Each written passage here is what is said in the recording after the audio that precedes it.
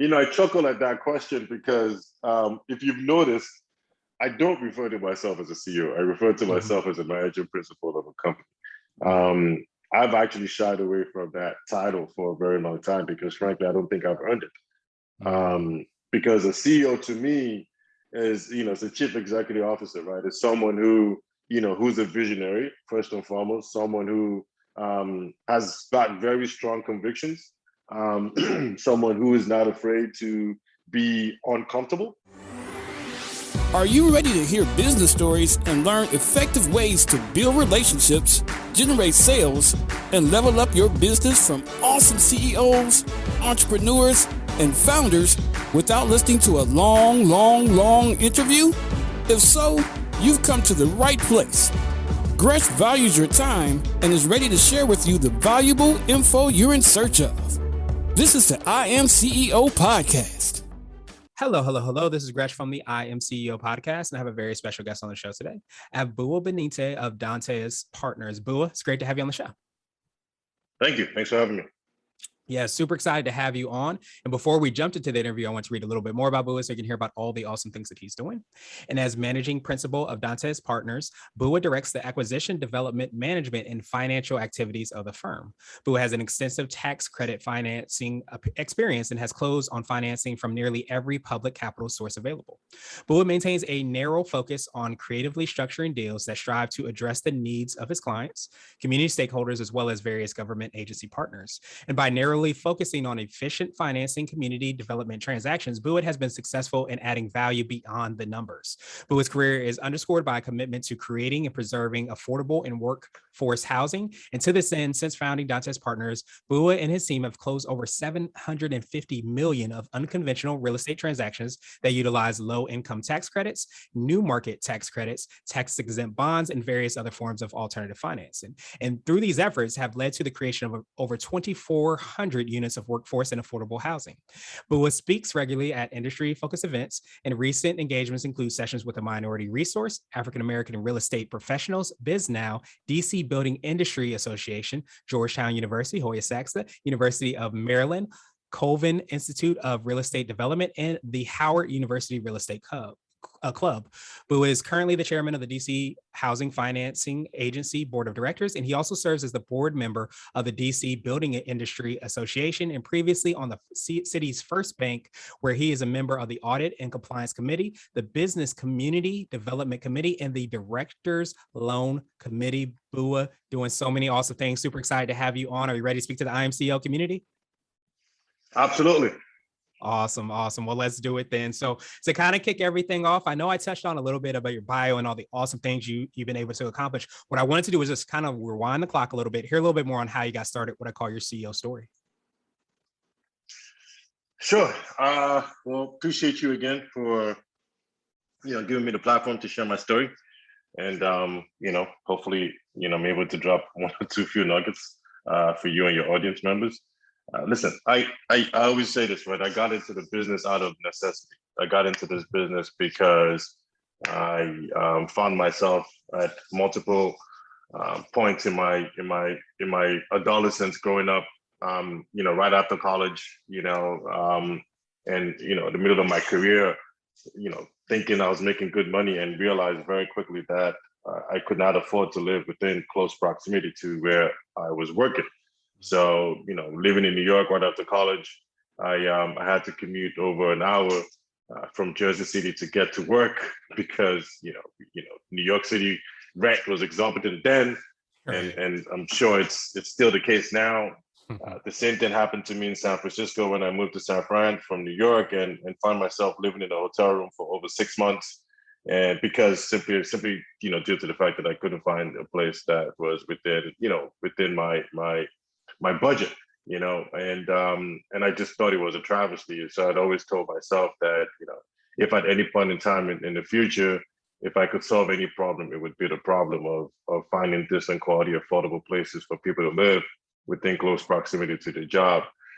So, several opportunities fell in my lap that basically led me to where I now own a family of companies that are vertically integrated, that all focus around the creation and preservation of affordable housing. Awesome, awesome, awesome. So I know I touched on it a little bit, when I read your bio, and you did as well too. Could you take us through a little bit more on what you're doing with Dantes Partners and how you serve the clients you work with? Well, first and foremost, our clients are our customers, right? So our customers are the individuals who ultimately, rent apartment units in our building. So, Dantes Partners first and foremost started off as a consulting firm, right? So we got into the business because we realized that there were a number of mom and pop outfits out here in the DMV area who, all they wanted to do was just build. They just wanted to construct the buildings, get their construction projects off the ground and just focus on their craft. However, prior to getting to prior to actually securing the financing to build an apartment building, there's a whole host of things that need to be done in order to get that site activated.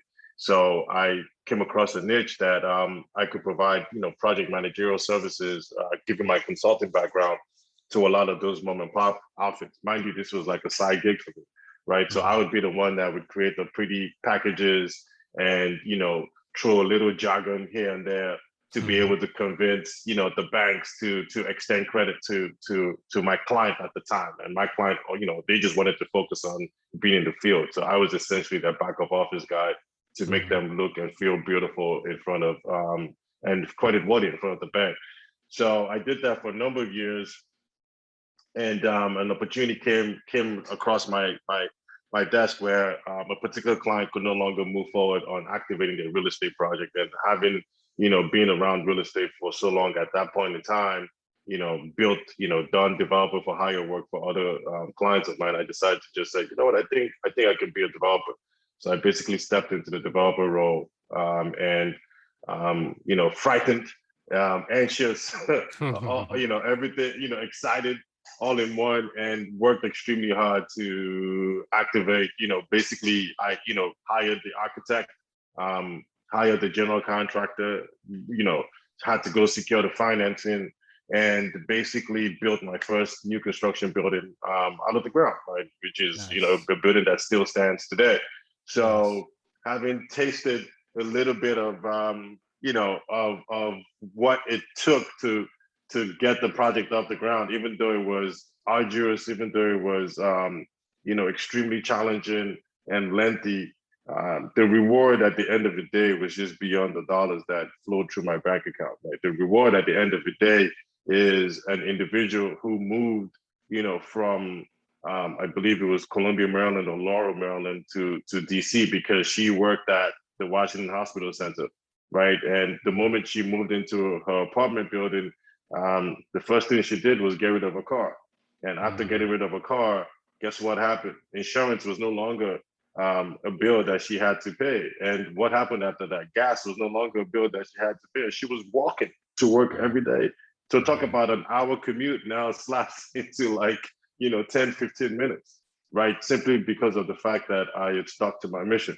So that's, again, a full circle turn around to how I started out in the business, where I wish that opportunity, if that opportunity had presented itself to me back then, I guess I wouldn't be where I am today. So I guess it's a good thing that I experienced something similar, but that's the reward. So since then, we've been focused heavily on building and, building affordable housing throughout the DC area. And that development company, that consulting company has morphed into a development company that has an office both in DC and New York. We're doing, thousands of units in New York as well. Same in DC.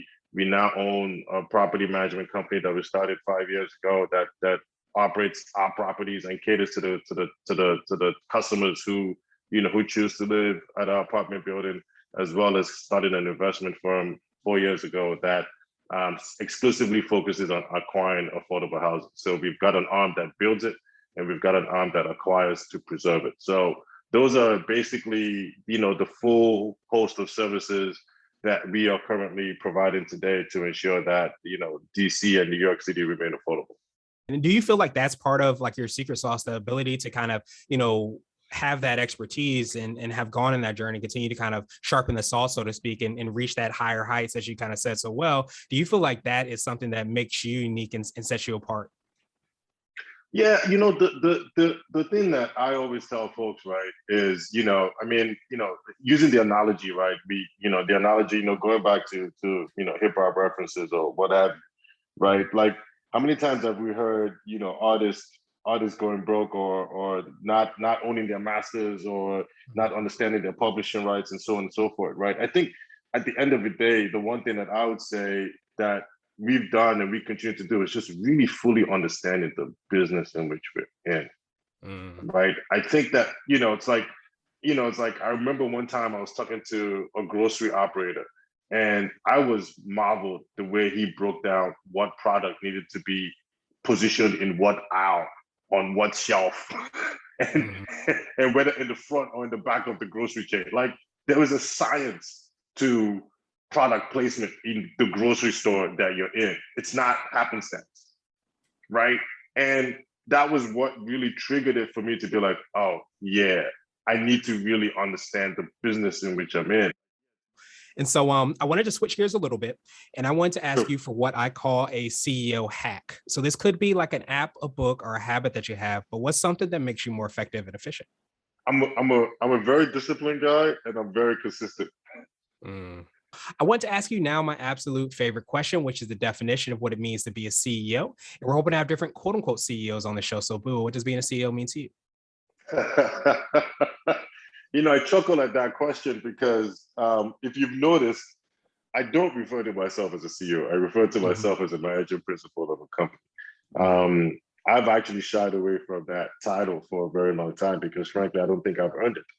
Mm. Because a CEO to me is, it's a chief executive officer, right? It's someone who, who's a visionary, first and foremost, someone who has got very strong convictions, someone who is not afraid to be uncomfortable, Mm. who is also not afraid to lead, and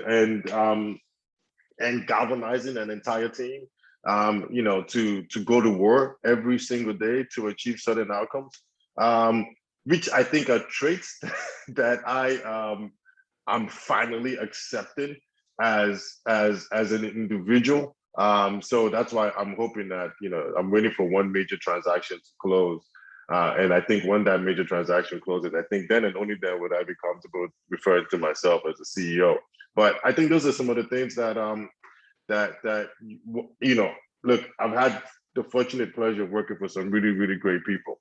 And I think my issue is I don't even know if I'm remotely close to their caliber, right, as leaders. And I know what those people bring, right? They bring nothing but sheer inspiration to the team to basically, encourage them every single day to go out to war and fight and win that war every single day. And you know, like, I used to travel to the end of the earth for the company that I used to work for because that's what I love to do, because I wanted the company to succeed. And I'm seeing folks in my company doing that, and I'll tell you, it's a little nerve wracking.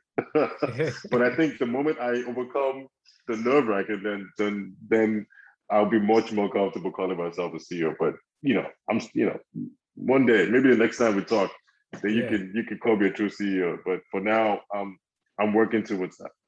But would truly appreciate that definition. I, of course, appreciate your time even more. What I wanted to do is just pass you the mic, so to speak, just to see if there's anything additional that you can let our readers and listeners know, and of course, how best they can get a hold of you and find out about all those things you and your team are working on. Sure. Look, I think one of the things that we're very, very proud of is the fact that, we're a Black-owned firm that's just basically trying to, shift the culture a little bit in the real estate business. I tell people a lot that, this is an industry that has, 1% representation, and somehow within my firm, we have 98% representation. Awesome. So we are out here doing some really unbelievable things. And it's our hope that the community sees that, the community continues to support that, and more importantly, the community feels like, you know what, if they can do it, we can do it as well. So it's not by any stretch of the imagination easy, but I think that the thing I would say is it's the adversities that we face as a community that really, really pushes us to become resilient, and to become resilient and just persevere. And so long as people realize that they stay focused with with their North Star, they would achieve a constant state of happiness. Absolutely. Absolutely. I love that. And for people that want to get a hold of you and your team, what's the best way for them to do that? I believe we're all over social media now. This is where my team is going to kill me. I'm sorry, I'm a little old-fashioned, so I'm not up to speed. But no, I believe we're, what do they call it? The gram. I believe we're all over the gram. You're on the on the gram. We're all over the gram as far as Dante's Partners is concerned, and Twitter and Facebook and everything else, and LinkedIn. Obviously, I've got a LinkedIn presence that I do check, and people tend to ping me a lot on LinkedIn, and to the extent that I can be of guidance with them and their career or their entrepreneurial aspirations, I'm more than happy to. Awesome. Well, Boo, I truly appreciate that. To make sure your team doesn't kill you, to make it even easier, we're going to have the links and information in the show notes as well, too, so that everybody can get a hold of you and find out about all the awesome things that you're doing. But I truly appreciate you for, obviously all the impact that you're having. And I think so many times we forget that when we follow our North Star or follow our mission and lean into our mission, not only do we inspire and make an impact ourselves, we make an impact for those around us as well, too, and those that are paying attention to us. So I appreciate you for doing that. And of course, taking some time out today. And I hope you have a great rest of the day. Thank you for listening to the I Am CEO podcast, powered by CB Nation and Blue 16 Media. Tune in next time and visit us at imceo.co.